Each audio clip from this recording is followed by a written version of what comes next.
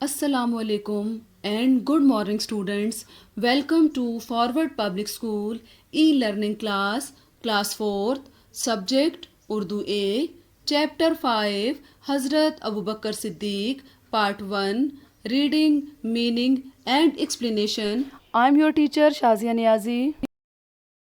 Students آپ اپنی اردو کی کتاب کا پیج نمبر 29 اوپن کریں گے، جس میں ہم حضرت ابوبکر صدیق رضی اللہ تعالیٰ عنہ کے بارے میں ریڈنگ، میننگ اور ایکسپلینیشن کریں گے، اور میں آپ کو ساتھ ساتھ مشکل الفاظ کے معنی بھی بتاتی جاؤں گی جو آپ لوگوں نے اپنی بک کے پیج پر لکھتے جانا ہے۔ تو آئیں ہم اسٹارٹ کرتے ہیں۔ حضرت ابوبکر صدیق رضی اللہ تعالیٰ عنہ، خلیفہ اول حضرت ابوبکر صدیق رضی اللہ تعالیٰ عنہ کا اصل نام عبداللہ بن عثمان تھا۔ یہاں پر آپ خلیفہ کو انڈر لائن کریں گے۔ خلیفہ کا مطلب ہے نائب، لیکن آپ تاریخ میں کئی ناموں سے یاد کیے جاتے ہیں۔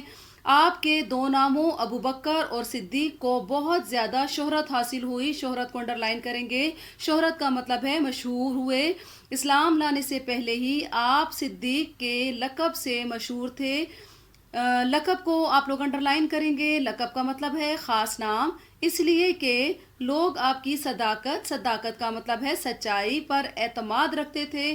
اعتماد کا مطلب ہے بھروسہ کرتے تھے، آپ پر یقین رکھتے تھے، اور ان کو یہ یقین تھا کہ قرضوں اور دیتوں کے سلسلے میں آپ کی پیش کردہ ضمانتیں ضائع نہیں ہوں گی۔ ضمانتیں یعنی وہ کسی بھی چیز کی اگر وہ گارنٹی دیں گے، کسی بھی چیز کی ضمانت دیں گے تو وہ جھوٹی نہیں ہوگی، اور نہ وعدہ خلافی ہو سکتی ہے۔ وہ آپ سب کو پتہ تھا کہ آپ وعدہ خلافی نہیں کرتے۔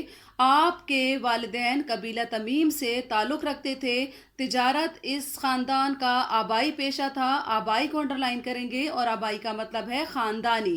یہاں پر حضرت ابوبکر صدیق کے بارے میں بتایا جا رہا ہے۔ حضرت ابوبکر صدیق خلیفہ اول تھے، اور آپ کے دو ناموں یعنی ابوبکر اور صدیق کو بہت شہرت حاصل ہوئی۔ حضرت ابوبکر صدیق نے ابھی اسلام بھی قبول نہیں کیا تھا کہ وہ صدیق کے نام سے جانے جاتے تھے۔ اس وجہ سے ان کے اسلام قبول کرنے کے بعد لوگوں کو ان کی سچائی پر اعتماد تھا، بھروسہ تھا کہ وہ کبھی کسی کو جو ہے وہ وعدہ خلافی نہیں کر سکتے، وہ کبھی جھوٹ نہیں بول سکتے۔ آپ کے والدین قبیلہ تمیم سے تعلق رکھتے تھے، اور آپ کے پورے خاندان کا پیشہ تجارت تھا۔ اسٹوڈنٹ پیج نمبر 30 کی طرف آ جائیں، ہم ریڈنگ سٹارٹ کرتے ہیں۔ حضرت ابوبکر صدیق رضی اللہ تعالیٰ عنہ سردار قریش، تجارت پیشہ، مدبر، اثار پسند اور فقراء اور مساکین کی مدد کرنے میں سب سے آگے رہنے والے تھے۔ سردار قریش یعنی قریش کے قبیلے کے بڑے لوگوں میں ان کا شمار ہوتا تھا۔ مدبر کا مطلب ہے عقل مند، اثار پسند، قربانی دینے والے۔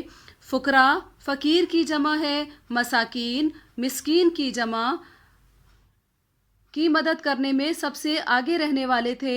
آپ ام المومنین حضرت عائشہ صدیقہ کے والد محترم تھے۔ بعثت نبوی کو انڈر لائن کریں گے، جس کا مطلب ہے نبوت سے پہلے بھی رسول صلی اللہ علیہ وآلہ وسلم کے رفیق تھے۔ رفیق کو انڈر لائن کریں گے، جس کا مطلب ہے دوست۔ ہجرت میں آپ صلی اللہ علیہ وآلہ وسلم کے ہم سفر، اور غار ثور میں حضور صلی اللہ علیہ وآلہ وسلم کے ساتھی تھے۔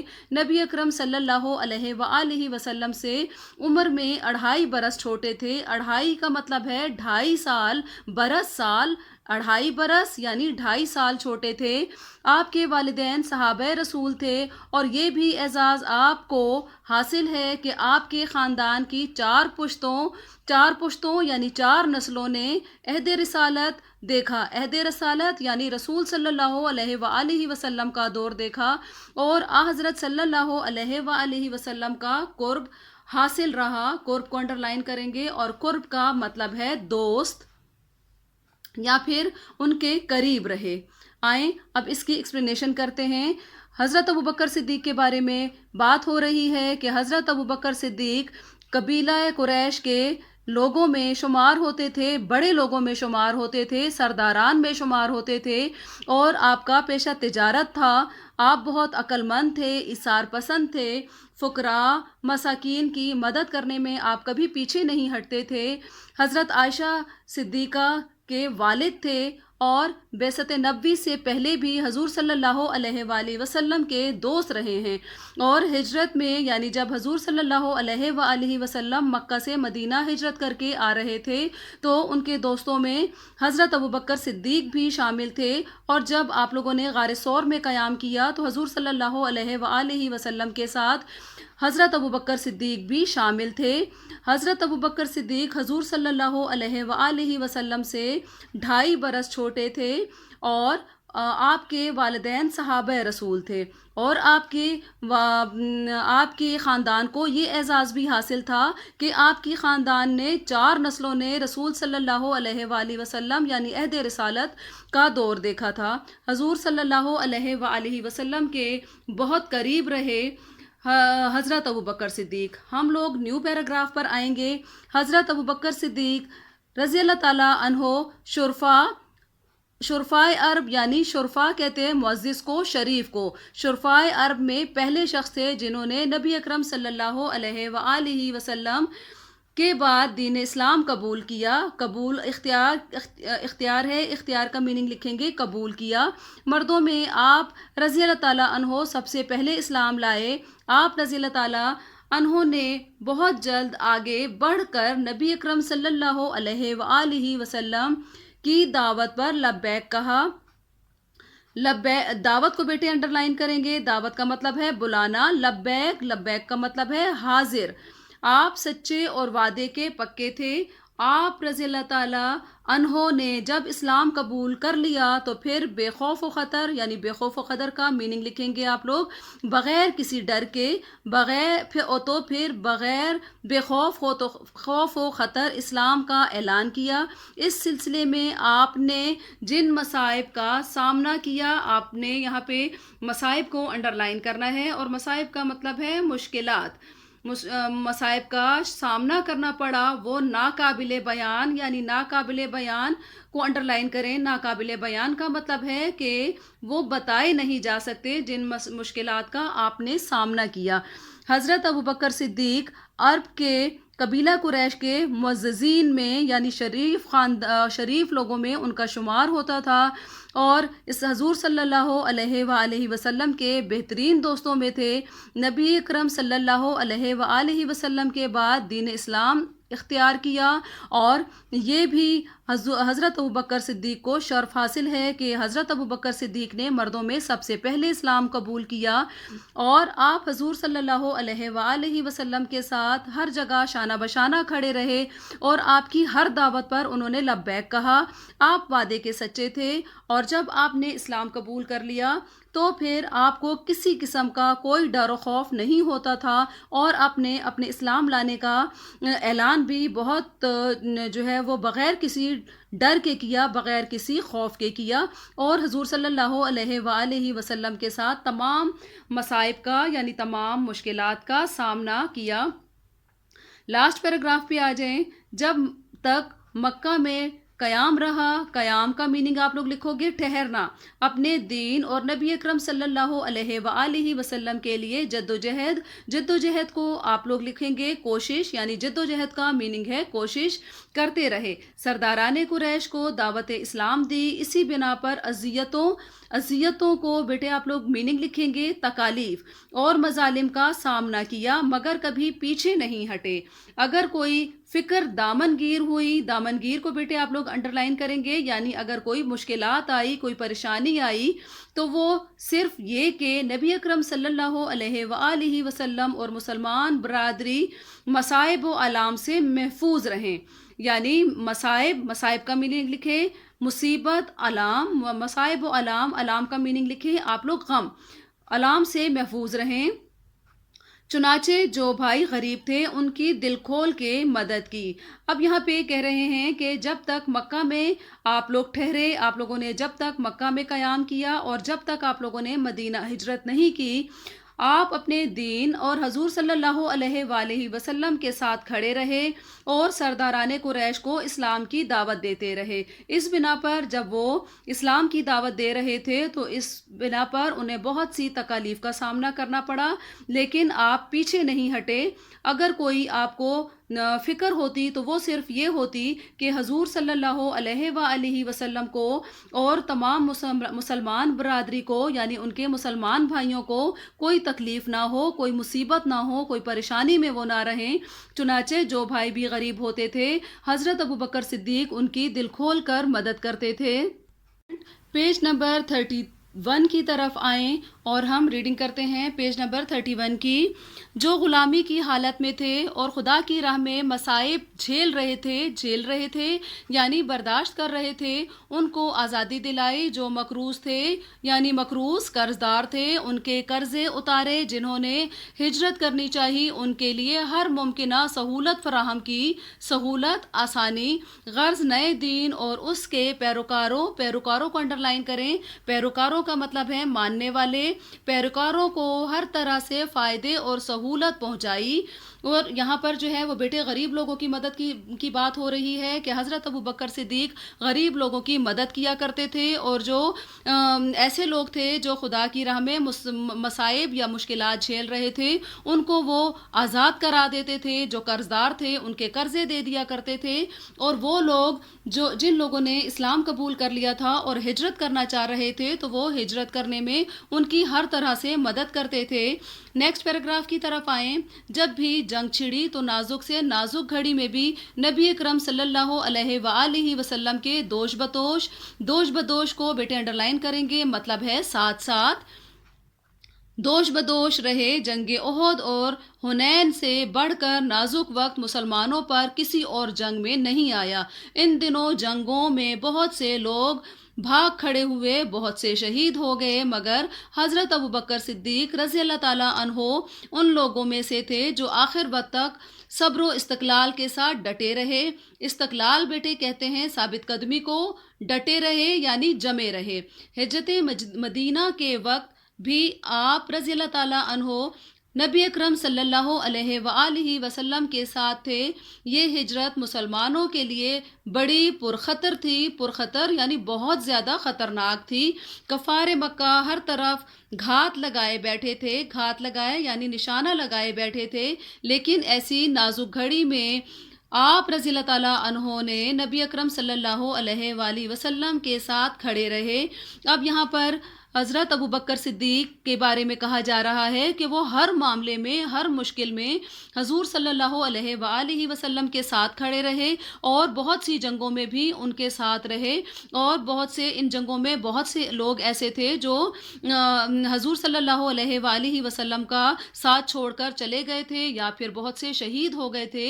लेकिन वो कहते हैं कि हज़रत अबू बकर सिद्दीक़ आखिरी दम तक सब्र व इस्तक़लाल के साथ डटे रहे, जमे रहे। और उसके बाद फिर बेटे यहाँ पर हिजरत का जिक्र हो रहा है कि हिजरत मदीना जब बहुत ज़्यादा मुसलमानों पर जुल्म सितम शुरू हो गया मक्का में, तो अल्लाह ताला ने उनको हिजरत का हुक्म दिया। तो हिजरत मदीना के वक्त भी आप सल्लल्लाहु अलैहि वसल्लम के साथ खड़े रहे। ये हिजरत मुसलमानों के लिए बड़ी ही ख़तरनाक थी। इस वजह से ख़तरनाक थी कि मक्का के लोग आपको यानी हजूर सल्लल्लाहु अलैहि वसल्लम और हज़रत अबू बकर सिद्दीक़ और उनके साथ जितने भी लोग थे जो हिजरत करके मदीना आ रहे थे, उनको नाउज़ुबिल्लाह चाहते थे कि वो कत्ल कर दिए जाएँ या फिर उनको तकालीफ दी जाएँ कि ये लोग आसानी से मदीना ना पहुँच सके। लेकिन ऐसी नाजुक घड़ी में भी हज़रत अबू बकर सिद्दीक़ ने हजूर सल्लल्लाहु अलैहि वसल्लम का साथ ना छोड़ा। नेक्स्ट पैराग्राफ की तरफ आते हैं। जंग तबूक के मौके पर हज़रत मोहम्मद सल्लल्लाहु अलैहि वसल्लम ने चंदा जमा करने का हुक्म दिया। हज़रत उमर फ़ारूक ने हज़रत अबू बकर सिद्दीक़ से बढ़कर माल देने का मुसम्मम इरादा किया। मुसम्मम बेटे आप लोग इसका मीनिंग लिखेंगे, पक्का इरादा कर लिया और अपना निस्फ माल, निस्फ कहते हैं आधा को, नबी अकरम सल्लल्लाहु अलैहि वसल्लम के सामने पेश किया। आपने दरियाफ्त किया, किसने यानी हजूर सल्लल्लाहु अलैहि वसल्लम ने दरियाफ्त किया, मालूम किया कि क्या अपने अहलो अयाल के लिए भी अहलो अयाल के वास्ते कुछ छोड़ा है। अहलो अयाल कहते हैं घर वालों के लिए, कि अपने घर वालों के लिए भी आप कुछ छोड़ कर आए हो। हज़रत उमर रज़ी अल्लाह ताला अन्हों ने अर्ज़ किया کہ نصف مال چھوڑ آیا ہوں۔ اتنے میں حضرت ابو بکر صدیق رضی اللہ تعالیٰ عنہ اپنا سارا مال لیے ہوئے آ گئے۔ آپ صلی اللہ علیہ وآلہ وسلم نے بھی ان سے یہی سوال کیا۔ انہوں نے جواب دیا، اہل و عیال کے لیے اللہ اور اس کا رسول صلی اللہ علیہ وآلہ وسلم کافی ہیں۔ حضرت عمر فاروق رضی اللہ تعالیٰ عنہ یہ دیکھ کر کہا کہ میں حضرت ابو بکر صدیق رضی اللہ تعالیٰ عنہ سے کسی بھی بات میں آگے نہ بڑھ سکوں گا۔ یہاں پہ بیٹے جنگ تبوک کا ذکر ہو رہا ہے کہ حضور صلی اللہ علیہ وآلہ وسلم نے جب لوگوں کو چندہ جمع کرنے کے لیے کہا تو حضرت عمر فاروق نے یہ سوچا کہ اب میں حضرت ابو بکر صدیق سے بڑھ کر مال لے کے جاؤں گا، اور وہ اپنے گھر کا آدھا سامان اٹھا کے لے گئے۔ حضور صلی اللہ علیہ وآلہ وسلم نے ان سے پوچھا کہ اپنے گھر والوں کے لیے کیا چھوڑ کر آئے ہو؟ تو حضرت عمر نے جواب دیا کہ میں ان کے لیے آدھا مال چھوڑ آیا ہوں، یعنی آدھا مال حضور صلی اللہ علیہ وآلہ وسلم کے لیے لے آئے تھے اور آدھا انہوں نے گھر میں چھوڑ دیا تھا۔ اتنے میں حضرت ابو بکر صدیق آئے اور وہ اپنے گھر کا سارا سامان اٹھا کر لے آئے تھے۔ حضرت محمد صلی اللہ علیہ وآلہ وسلم نے بھی ان سے یہی سوال کیا کہ آپ اپنے گھر والوں کے لیے کیا چھوڑ کر آئے ہیں؟ تو حضرت ابو بکر صدیق نے جواب دیا کہ ان کے لیے، یعنی میرے گھر والوں کے لیے اللہ اور اس کا رسول ہی کافی ہے۔ تو حضرت عمر نے جب یہ بات سنی تو انہوں نے کہا کہ میں کسی بھی صورت میں، کسی بھی معاملے میں، کسی بھی کام میں حضرت ابو بکر صدیق سے آگے نہ بڑھ پاؤں گا۔ اسٹوڈنٹ پیج نمبر 32 کی ریڈنگ سٹارٹ کریں گے۔ حضور صلی اللہ علیہ وآلہ وسلم کی وفات کے بعد آپ ان کے جانشین مقرر ہوئے۔ جانشین کو انڈر لائن کریں گے، اور جانشین کا مطلب ہے خلیفہ مقرر ہوئے۔ آپ خلیفہ اول کے منصب پر فائز ہوئے۔ منصب کو انڈر لائن کریں گے، منصب کا مطلب ہے عہدہ، فائز یعنی مقرر ہوئے۔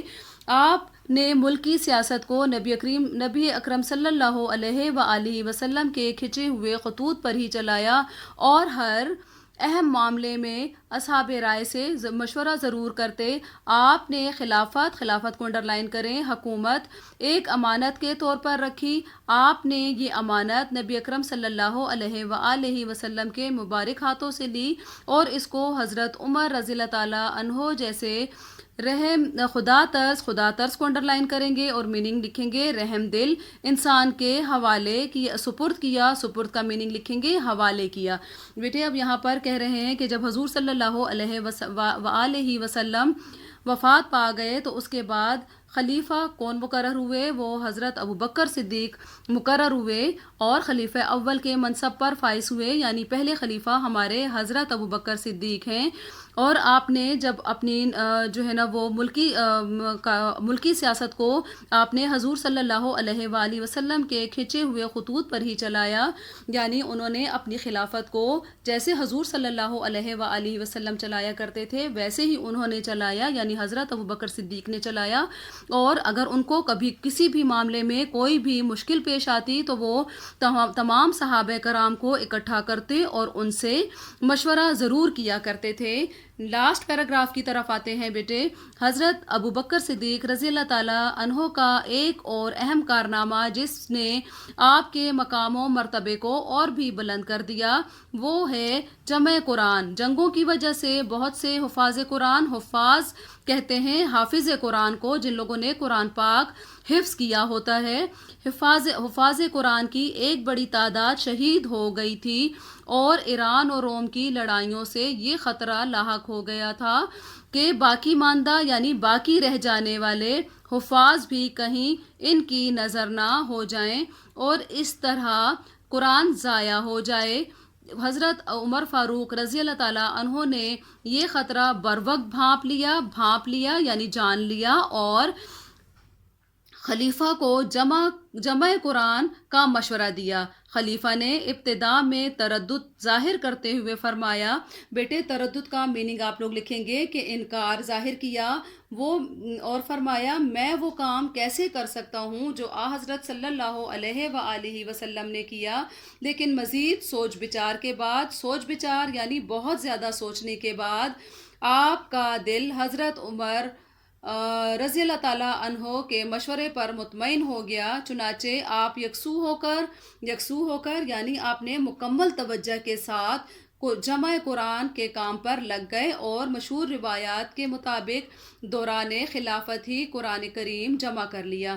اب بیٹے یہاں پر ایک اور مشہور کارنامہ جو حضرت ابوبکر صدیق نے کیا وہ یہ ہے کہ اب جس طرح سے ہمارے پاس قرآن پاک ایک مکمل کتاب کی صورت میں ہے، قرآن پاک جب شروع میں نازل ہوتا تھا تو ان کی جو بھی صورتیں نازل ہوتی تھیں تو صحابہ کرام کیا کیا کرتے تھے، ان کو لکھ لیا کرتے تھے۔ اور وہ کن چیزوں پر لکھا کرتے تھے بیٹے؟ وہ بڑے پتھروں پر، سلوں پر لکھ لیا کرتے تھے، اور بڑی بڑی جو اونٹ کی ہڈیاں ہوتی ہیں ان پر لکھ لیا کرتے تھے، درختوں کے بڑے پتوں پر لکھ لیا کرتے تھے۔ تو ایک دفعہ پھر کہتے ہیں ایسا ہوا کہ ایک جنگ میں بہت سارے حفاظ، یعنی وہ حفاظ اسے کہتے ہیں جن لوگوں نے قرآن پاک زبانی یاد کیا ہوتا ہے ان کو حفاظ کہا جاتا ہے، تو بہت سارے حفاظ جو ہے وہ شہید ہو گئے۔ اور اس پر جو ہے وہ حضرت عمر فاروق کو بہت زیادہ خطرہ محسوس ہوا اور وہ پریشان ہوئے کہ اگر اسی طرح حفاظ قرآن شہید ہوتے گئے تو اللہ نہ کرے قرآن ضائع نہ ہو جائے۔ تو اس پر انہوں نے حضرت عمر فاروق نے کہا کہ حضرت ابوبکر صدیق سے کہا کہ قرآن پاک کو جمع کیا جائے، یعنی کتاب کی صورت میں مکمل طور پر جمع کیا جائے۔ لیکن شروع میں تو حضرت ابوبکر صدیق نے انکار کیا کہ نہیں، جس کام کو حضور صلی اللہ علیہ وآلہ وسلم نے نہیں کیا وہ میں کیسے کر سکتا ہوں۔ کافی سوچ بچار کے بعد حضرت ابوبکر صدیق نے آپ کا مشورہ قبول کیا اور آپ مکمل توجہ کے ساتھ قرآن کو جمع کرنے میں لگ گئے۔ اور بہت سی روایات میں یہ بھی آیا ہے کہ آپ نے اپنے دور خلافت میں ہی قرآن پاک کو جمع کر لیا تھا۔ Student, this is the end of part 1, reading, meaning and explanation, and we will do written work in our next class. Thank you and Allah Hafiz. Stay home, stay safe.